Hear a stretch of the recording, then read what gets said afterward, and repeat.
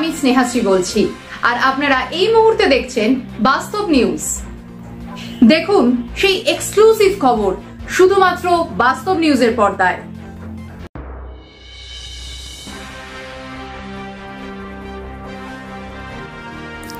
তৃতীয় দিনে সুন্দরবনের নদী পথে উপকূল বাহিনীর টহলদারি। বাংলাদেশের অনুপ্রবেশকারীরা যাতে নদীপথ দিয়ে পশ্চিমবঙ্গে না ঢোকে তার জন্য উপকূলবর্তী থানা কুলতলি মইপেট কোস্টাল থানার উদ্যোগে নদীপথে চলছে পেট্রোলিং ডিউটি এবং বাংলাদেশের শেখ হাসিনা সরকারের পতনের পর ভারতে আশ্রয় নিয়েছেন।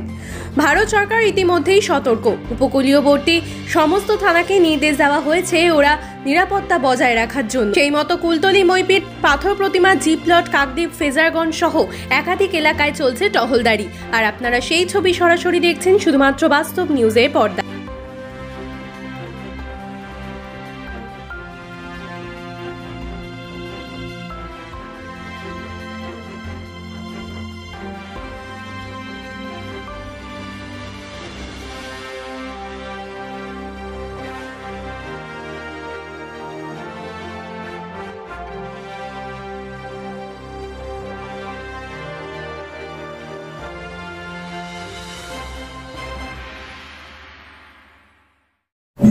আমাদের চ্যানেলটি যদি ভালো লেগে থাকে তবে লাইক, কমেন্ট, শেয়ার ও ফলো করতে অবশ্যই ভুলবেন না। ধন্যবাদ।